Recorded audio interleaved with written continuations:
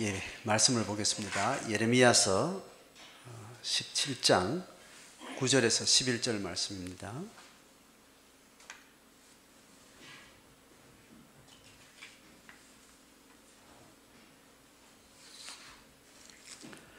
예레미야서 17장 9절에서 11절 말씀 같이 합독합니다. 만물보다 거짓되고 심히 부패한 것은 마음이라.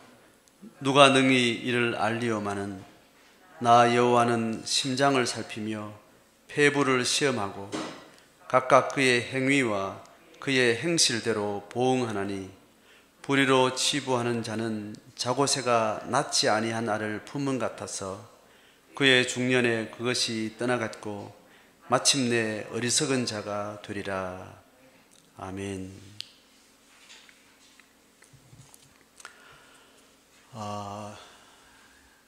예레미야 17장 1절에서 11절까지 이 내용은 예레미야 전체 흐름의 맥락에서 조금 더 죄의 근본적인 실제에 대해서 포커스를 쭉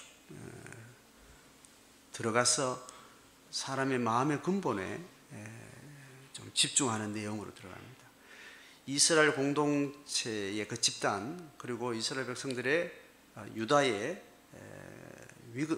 아주 다급한 그런 역사적인 상황, 그 상황 그 근간에 가장 뿌리에 있는 이스라엘 백성들의 마음의 죄, 죄도 여러 층위가 사회적으로, 윤리적으로, 또 인격적으로, 심정적으로 층위가 있는데 그 마음 깊은 곳에 있는 죄의 바닥을 들여다보면서 인간이 가지고 있는 죄의 속성, 그리고 그 죄를 다루시는 하나님의 죄에 대한 관점, 이런 것들을 좀 쭉 11절까지 이야기를 하고 있죠. 그래서 지난주까지 이야기한 맥락에 이어서 오늘 그 전체 맥락의 가장 핵심적인 이야기들을 딱 9절, 10절에서 정리를 딱 하게 됩니다. 그래서 위에서부터 마음이라는 단어를 따라서 쭉 반복해서 이야기하는 흐름이 있는 거죠. 1절에서 4절의 그 단락에서 유다의 죄는 철로 돌에 조각하는 그런 방식으로 기록됐는데 마음판에 기록되었다.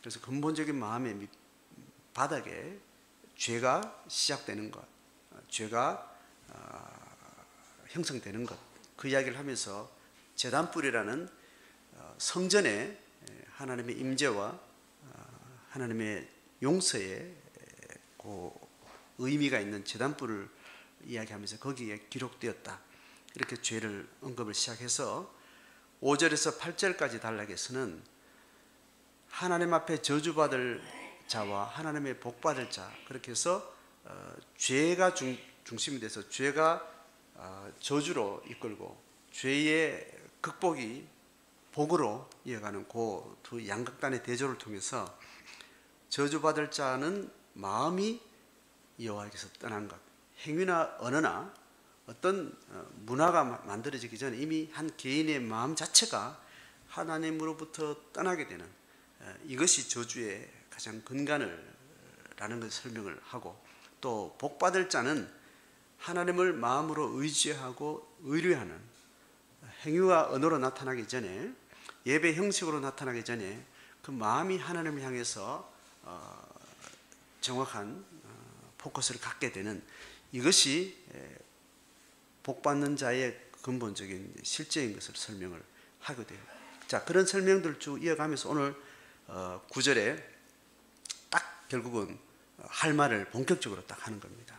마음이라는 것은 만물되고 거짓되고 만물보다 거짓되고 심히 부패한 것이다, 이렇게 마음의 실체를 딱 정리해서 설명을 해요. 만물보다 거짓되고 심히 부패한 것이 바로 마음이다. 자, 이 표현에는 성경 전체적인 성경의 가르침과 가치로 이걸 볼 때 두 가지 이야기를 하는 겁니다. 하나는 심히 거짓되고 부패한 것, 불가항력적인 것, 정말 절망적인 것, 도무지 가능성이 없는 상태, 그 상태인 인간의 본질을 마음으로부터 지적하는 거죠. 그러고 나서 이 마음을 이렇게 절망적으로 반복해서 이야기하는 이유는 요 표현 자체에서는 마음의 상태만을 이야기하는 거예요. 그런데 성경 전체의 가르침은 이 마음의 상태를 지적하고 정죄하려고 하는 게 최종 목적이 아닙니다. 밑바닥을 신랄하게 건드리고 환부를 도려내는 것은 그것을 걷어내고 치유하는 것이 목적이죠.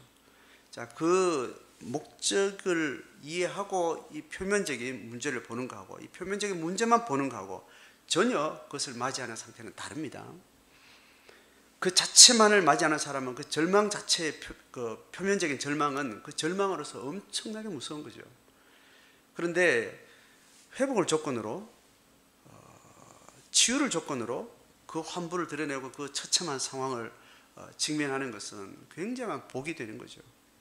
자, 그런 맥락에서 지금 마음이라는 그 심년의 상태를 하나님께서 정확하게 지적을 하는 겁니다. 그리고 하나님은 인간을 마음의 근본 좌소에서 만나기 시작하고 있어요. 거기서부터 관계 맺고 거기서부터 하나님과의 언약 관계는 형성이 되는 거죠. 자, 그 두 부분을 이야기를 하는 겁니다. 먼저 마음이라는 심년, 그리고 부패와 절망, 거짓됨이라는 이 현실적인 지적, 이 두 가지 의미를 우리가 잘 이해하고 이 문장을 이해하는 것이 필요합니다. 뒤에 이야기는 뭐냐면 누가 능히 이를 알리요? 누가 능히 이를 알겠느냐? 그렇게 했는데 지금 한국 번역이요, 재밌죠? 알리어만은 이게 지금 구어체, 굉장히 고어체잖아요, 그죠? 이제 번역된 지금 우리가 보는 성경이 고어체인데 누가 능히 이를 알겠는가? 그러나 여호와는 이거를 다 시험해서 여기에 대해서 충분히 다루신다라는 이 반증을 설명하는데 그걸 극대화시켜서 번역한 이 표현 자체가 재미있습니다. 이런 표현이 성경 어디에도 없는 것 같아요. 누가 능히 이를 알리요? 그러나 나 여호와는 이렇게 이제 번역하는 게 그냥 이제 일상적인 표현의 내용인데 아주 극대화시켜서 이 구어체, 고어체의 언어에서 표현될 수 있는 그 표현으로 번역을 했습니다. 아무도 모른다. 심히 부패한 것은 하나님만. 그런데 하나님이 알고 끝나는 것이 아니라 10절에 이야기하는 거죠. 나 여호와는 심장을 살피며 폐부를 시험하고 그 부패한 거짓된 그 마음을 살피고 시험하고 요리보고 조리보고 뒤집고 측량해서 낱낱이 그 사태들을 하나님께서는 다루신다는 거예요. 자, 그래서 10절에 이야기하는 이 심장은, 심장으로 번역된 이 단어는 지금 위에서 계속 이야기하고 있는 그들의 마음판에 기록되었거늘 마음이 여호와에게서 떠난 사람, 그리고 심히 부패한 것은 마음이라 그 단어하고 똑같아요. 똑같다는 레브라는 말인데 지금 10절에서는 옆에 폐부, 이 폐부는 실제로 원어에서는 이걸 콩팥과 내장의 어떤 실제 부분들을 이렇게 설명하는 그 단어니까 실제로 물리적으로 사람 속에 있는 물리적인 이제 그것과 연결돼서 이 마음을 심장이다 이렇게 번역을 한 거죠. 실제로 레브가 원래 뜻인데 심장이라는 표현으로도 쓰이기도 하고 또 그렇게 또 번역도 되고 하는 겁니다. 보통 심장을 물리적인 심장으로 이야기하는 것보다 사람의 장기 중에 심장은 그냥 그 자체로 마음과 영혼과 인격이라는 이 의미로 그냥 혼용해서 막 쓰기 때문에 이렇게 번역한 것 같습니다. 그대로 직역하면 나 여호와는 마음을 살피고 그리고 폐부를, 내장을 다 뜯어가서 열어본다. 이제 의사가 그래 하듯이 이제 그런 표현입니다. 그리고 나서 각각 그의 행위와 그의 행실대로 보응을 한다라는 거예요. 자, 보세요. 이제 마음 이야기를 쭉 해오다가 지난주 설교 내용에서 마음 이야기를 하면서 제가 죄를 지금 설명하기 위해서 지금 마음의 건재를 지금 계속 지금 논하고 있단 말이죠. 근데 그 마음에서 일어나고 새겨지고 만들어진 죄는 그들의 제단과 아세라 우상 숭배하는 이 설명으로 그대로 이제 연결해서 이야기했죠. 그래서 온 영토가 죄로 말미암아 엉망이 된 상태를 설명한 거죠. 그죠? 이스라엘 백성들의 마음에 만들어진 죄가 그들의 우상 숭배의 가시적인 형태로 나타나는 거죠. 그리고 그것은 그들의 전 영역에 이스라엘이 살아가는 가나안 전 영역의 문화적인 현상 자체가 죄로 엉망이 되어버린 상태로 이렇게 층위를 다 설명을 해나가고 이제 있는 거죠.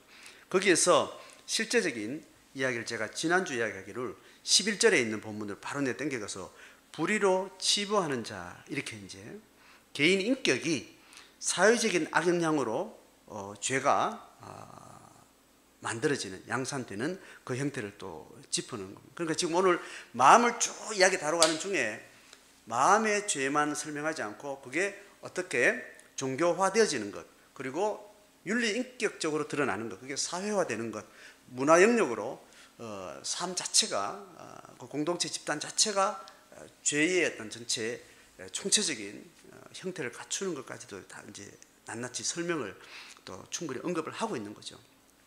자, 그래서 심장을 살피고 폐부를 하나님께서 그것을 근본적으로 다루는데, 죄라는 것은 사람의 마음에서, 그죠? 마음에서 자연스럽게 어디로 이어지는 거예요? 10절 하반절에 각각 행위와 행실과 언어와 윤리와 인격의 외양으로 나타나는 거예요. 그래서 하나님은 죄를 근원적인 것을 다루시면서 또 근원적인 것을 다루신다는 것은 여러 층위의 총체성을 하나님 반드시 지향하고 계신 거죠. 그래서 우리가 죄를 생각할 때 죄가 어디서 시작되는가, 하나님이 그 죄를 어떻게 다뤄가고 어떻게 보고 계시는 그 층위를 명확하게 알고 그 죄가 어떤 맥락에 따라서 어떤 메커니즘에 의해서 각각 층위들을 만들어가는 방식이 있어요. 성경은 그런 것들 충분히 다룹니다. 그것을 아주 체계적으로 잘 이제 정리되는 것이 필요하고, 그 안목과 그 시야가 결국은 우리로 하여금 우리의 삶의 실제를 조명해 주는 겁니다. 자, 그래서 심장과 폐부는 시험하고 하나님이 살피는 겁니다. 그래서 시험하고 살피고 나면 하나님이 그 심장과 폐부가 어떻게 죄로 만들어졌는가에 대해서 하나님께서 뭐 또 반응을 하시겠죠, 그죠? 근데 이렇게 표현이 어떤가 하면 가장 층위의 하부 또 근원 영역인 마음의 영역을 하나님께서 다루신다라고 이야기를 했어요. 하고 나서 그 다음 층위가 뭐냐면 사람의 언어와 인격으로 이렇게 드러나잖아요. 그걸 행위와 그 행위대로 또 나타난다는 이야기를 설명하면서 여기에 대해서는 하나님 어떻게 하겠다는 거예요? 보응을 하는 거예요. 자, 이 보응한다는 이 말은 지금 밑에 층에서 그 위에 층으로 좀 올라온 겁니다. 개인의 인격과 언어와 행위와 윤리 측면으로 이렇게 이제 다음 층에 바로 그거예요. 올라왔는데 여기에 대해서는 그걸 살피고 관찰하고 감독하고 뭐 이렇게 하나님이 이야기하지 않고 보응한다는 이야기를 하는 겁니다. 하나님 편에서는 한 인간의 내면을 살피고 더듬고 관찰하고 측량하고 그렇게 낱낱이 그 상황이 어떻게 되는지 살피는 것까지는 이야기를 하고 멈췄는데, 행위로 나타난 층위의 죄는 하나님이 거기에 관계적으로 반응을 하는 거예요. 보응한다는 말은 징계를 한다는 말도 있고 또 책임을 묻는다는 영역도 있는 거예요. 하나님이 우리의 죄를 다루실 때 우리 속에 있는 죄는 공감하시고 체휼하시고 비춰주시고 만져주시고 이렇게 하는 것으로 성경은 전체적으로 잘 설명을 합니다.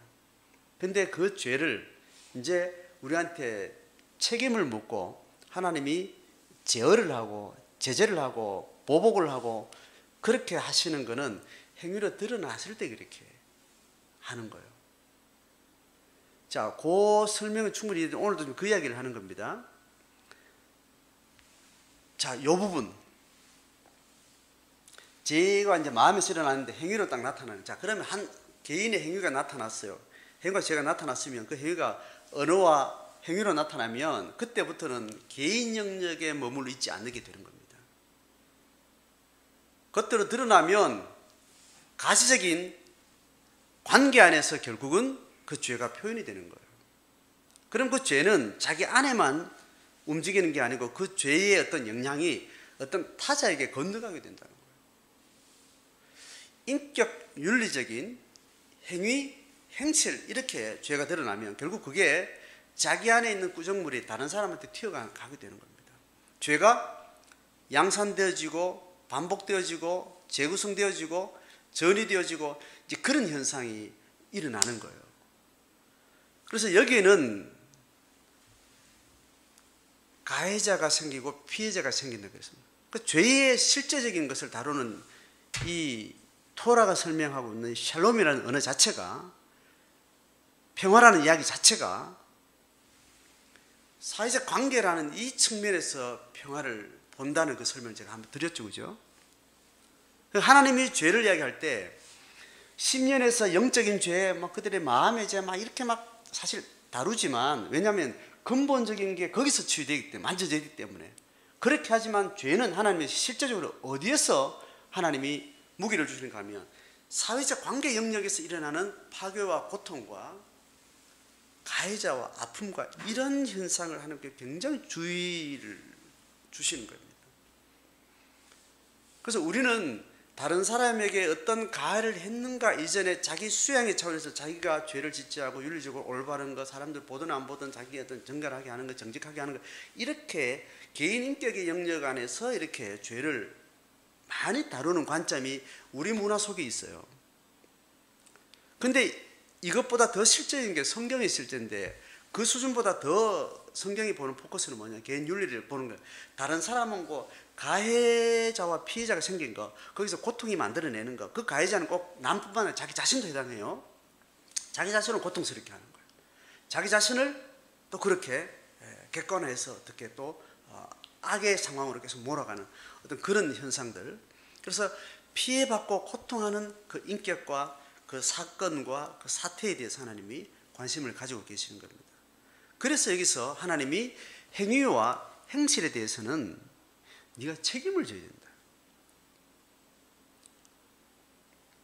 책임을 져야 된다. 그 책임을 이야기할 때 하나님이 보응하신다는 어떤 그런 설명으로 말해지게 되는 겁니다. 책임을 못 질 때 그 책임을 누가 강제를 하게 될 때 그것은 누군가에서 보응이 되는 겁니다. 그런데 그 보응 이면에는 하나님이 그 보응하는 그 사람의 이면에 뒤에 계시다라는 것으로 성경은 설명을 한다니까요. 그래서 제국의 군대가 이스라엘 백성들을 공격하는 것은 그들 자체 그들의 악에 의해서 이스라엘 백성들이 정복해 들어오는 건데, 그 정복의 피해자인 유대인들은 하나님을 그 배후 전체, 그들의 세계관에서 그 배후 전체 근원이 되는 하나님과 대상 관계에서는 그들이 당하는 이 제국으로부터의 이 고통이 자기들이 만들어냈던, 가해자를 만들어냈던 그런 문명의 한 차원에서 하나님이 보응하시는 것으로, 또 그들이 살았던 삶의 과거에 대해서 하나님이 묻고 치유하고 회복하시는 것으로 성경은 이걸 해석을 한다는 말이죠. 자, 그렇게 해서 행위와 행실은 하나님 우리에게 계속 책임지게 만드는 거예요. 그래서 하나님과 정상적인 관계를 갖게 되면 자기 행위와 행실을 책임지는 사람으로서 고통을 만들어내지 않고 고통을 자기 안에서 스톱시키고 하나님께서 고통이 회복으로 이어지는 그런 삶으로 가게 되는 거죠. 자, 그래서 오늘 이 설명을 통해서 우리가 정리되는 것은 뭐냐 하면, 하나님 앞에 신앙으로 살아간다는 것, 믿음으로 산다는 것, 예수님의 제자가 되었다는 것, 또 하나님이 다스리는 하나님의 통치의 나라의 백성으로 살아간다는 것, 또 내가 진리를 찾는 구도자가 되어서 말씀을 통해서 끊임없이 하나님의 가르침을 받는다는 것, 이런 다양한 신앙을 설명하는 것, 표현이 실제 속에서 우리가 그것을 실행하는, 기차로 말하면 기차의 레일은 어떤 거냐면 자기 마음을 돌아보는 거예요. 자기 마음의 길들을 계속 관찰하고 돌아보는 과정이 그 레일을 형성하게 됩니다. 그래야 거기에 기차가 달리는 거예요. 믿음이 계속 지속되는 거예요. 예수의 제자의 삶을 살게 되는 거예요. 하나님의 백성의 삶을 실제로 하게 되는 거죠. 또 구도자의 삶을 정직하게 살아가게 되는 거죠. 그것이 자기 마음을 끊임없이 돌아보고 마음 공부를, 마음 수양을 하는 거예요. 마음 훈련을 하는 거예요. 그 마음을 그렇게 집중하는 이유는 뭐냐면 내 행실, 내 행위, 내 윤리성에 있어서 자기를 책임져 가는 거예요. 책임질 수 없는 존재인데 우리는 이 구도의 길을 걸어가면서, 신앙의 길을 걸어가면서 그것을 책임질 수 있는 힘을 갖게 되고, 그것을 하나님으로부터 지혜를 얻게 되는 것이고, 그 능력을 힘입게 되는 거예요. 신앙생활을 한다는 것은, 하나님 백성 된다는 것은 기본적으로 이 신앙의 레일이, 두 가지 레일이 갖춰져 있느냐, 이걸 질문해 봐요. 이거 없으면 신앙의 아주 2차적인 형태, 부수적인 형태, 혹은 어두운 형태를 종교 문화라고 제가 설명을 했습니다. 종교 활동, 종교 문화, 이런 것들로 우리 신앙이 그냥 채워져요. 이것은 반드시 이 경건의 실제 내용 위에 이게 얹어지지 않으면 이게 신앙인 줄을 착각하고 이게 기독교인 줄을 착각하게 되는 그런 일들이 있는 겁니다. 성경은 전체적으로 이 허상, 그리고 이 실제, 이 싸움을 계속해서 설명을 하게 돼 있어요. 그래서 교회가 왜 집단으로 모이는가 하면 이것 잘하게 하기 위해서 하나님께서 서로 돕는 배필로서 만나게 하신 거예요. 그래서 교회에서 일어나는 외적인 많은 것들이 있어요. 그런데 그것은 어디로 모아져야 되는가 하면 그 개인의 골방에서, 자기 묵상 생활에서 자기 마음을 돌아보고 자기 삶을, 실제를 책임지는 삶. 그러니까 신앙의 장은 결국은 이게 본질이면, 그러면 이 본질은 어디서 일어나는가 하면 우리 일상에서 일어나는 거예요. 개인의 일상에서 일어난다니까요. 주일날 일어나는 게 아니고 월요일부터 토요일까지 일어나는 거예요. 혼자 있을 때 일어나는 거예요. 직장에서 일어나는 거예요. 가정에서 일어나는 거예요. 옆집하고 친구들하고 여기서 일어나는 장이, 이게 신앙의 실제입니다. 거기서 뭘 하고 있는지, 그 많은 시간과 공간을 통해서 만들어지는 내 마음의 길이라는 것이 있는데, 그 마음을 어떻게 계속해서 신앙으로, 부도자로, 하나님의 백성으로, 예수의 제자로, 신앙인으로서 그 마음들을 계속 다뤄가고 있는지, 이게 신앙이에요. 그걸 잘하기 위해서 집단이 필요하기 때문에 하나님이 공동체로 불러준 겁니다.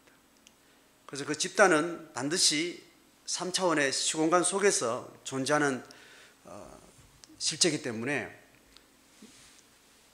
주일이라는 한 날이 필요한 거예요.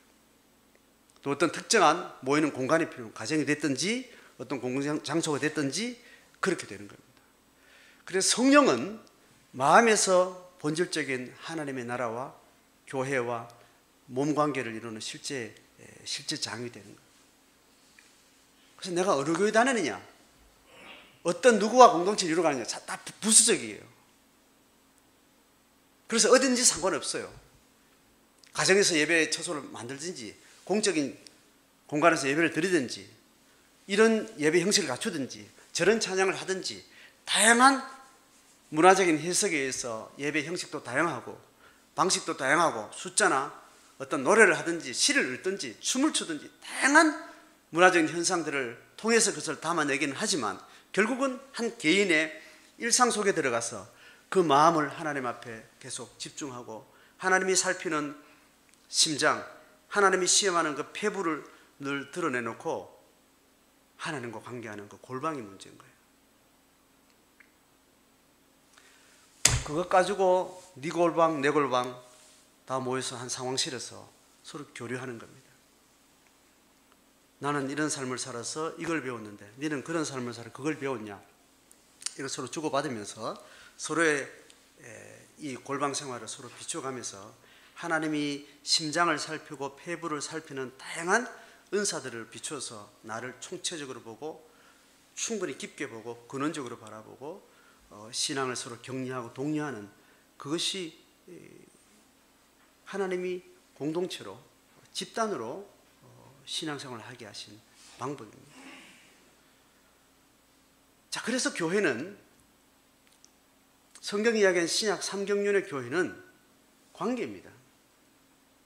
자기 골방을 서로, 네 골방 내 골방 서로 곳간을 열어서 주고받을 수 있는 이 관계가 예수의 몸의 실제라고 이야기를 성경이 이야기하는 거예요.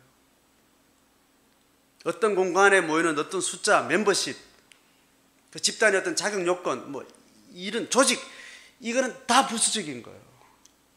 내 심장을, 폐부를 하나님 앞에 내놓는 이 생생한 내 프라이버시, 내 깊은 자아의 영역을 하나님하고 내가 해서 다 배를 갈라가지고 지금 심장도 꺼내고 콩팥도 꺼내고 내장 다 꺼내서 지금 그 은밀한 그 내면을 하나님하고 지금 계속 씨름을 하는데, 그 상황판을 누구한가 지금 서로 열어놓고 주고받을 수 있는 이 관계가 교회라니까요. 여기 예수가 임하고 예수의 영이 일하는 현장이라는 거예요. 이거 없이 어떤 신앙을 여러 가지 측면을 이야기를 한다면 다 자꾸 외곽으로 부수적인 것으로 자꾸 본질을 놓치는 경향성이 되는 겁니다. 자, 오늘 이 말씀을 오늘 정리하면서 마음의 죄를 다루시는 하나님 어떻게 하시는가, 다 이거 기본적인 지적 정리는 우리가 이미 다 된 사람들인데, 오늘날 교회가 이 예레미야에서 말하고 있는 하나님이 말씀을 통해서 교회와 성도와 하나님의 통치를 만들어가는 한 개인의 폐부에서 일어나는 이 실제가 우리 속에 잘 다루어지는 것, 이거는 코로나가 아니어도 상관없고 코로나여도 상관이 없어요. 그러니 교회는 세상이 감당할 수 없다는 것은, 코로나가 와서 교회가 어려움이 생긴다, 이거는 교회는 교회로서 서 있는 게 아니죠. 코로나 아니라 뭐 전쟁이 나와도 우리가 칼이 들어오고 총칼이 들어와서 우리를 순교 현장으로 내몬다 하더라도 교회는 이 본질에서 전혀 위협을 당하지 않는 게 교회인 거죠. 그래서 세상에 감당할 수 없다는 것 아니겠어요? 목숨은 세상이 끊어져도 우리가 하나님 앞에 폐부를 살피고 우리 행위를 책임지는 영적 구도의 길을 걸어가는 데는 거침없이 갈 수 있는 겁니다. 자, 각자 가정에서 예배 생활을 하고 혼자 집에 갇혀 있으면서 교회에 많은 활동이라는 것이 많이 줄어들고 성도와의 다양한 어떤 관계, 이런 것들이 많이 어려워진 상황에서 내 개인이 하나님 앞에 질문해야 될 것을 다시 한번 집중하면서 내 폐부를 살피는 하나님 앞에 내 심장을 내어놓고 하나님 앞에 내 이 씨름을 하고 있는지를 보셔야 돼요. 이게 어느 정도 나는 그런 영역을 어느 정도 나는 갖추고 있다, 하고 있다, 이게 확인됐으면 그걸 다른 지체들하고 나눌 마음의 준비가 되어 있는지를 보셔야 돼요. 그걸 나눠도 안정감이 있는 그런 사람이 되면 그 지체가 되는 거예요. 그 사람의 골방과 묵상 생활을 나누면 그게 그의 은사와 내 은사가 나눠져서 성령이 삼겹줄을 만들어가는 예수의 몸된 관계를 형성하게 되는 거예요. 두 사람이면 충분해요.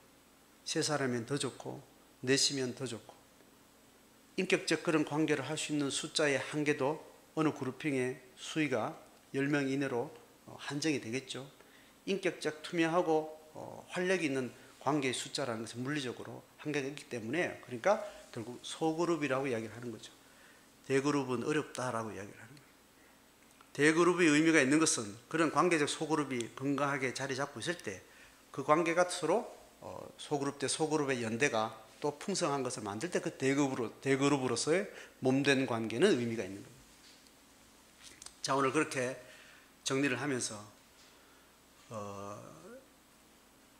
셀 또 개인경험과 자기 신앙생활을 다시 한번 확인하고 우리 공동체적이었던 그 관계들을 코로나 상황임에도 불구하고 물리적으로 불가능함에도 불구하고 이런 기계적인 과학적인 문화적인 어떤 도구를 통해서 우리가 서로 내면을 소통할 수 있는 관계가 된다면 이걸 통해서 어떻게 하나님이 우리를 통해서 일하시는 성령과 교회됨의 몸된 관계의 신앙생활을 또 풍성하게 이루어가게 될 줄 믿습니다. 그런 은혜로 교회가 견고하게 깊게 세워지는 은혜가 있기를 주의 이름으로 축복합니다.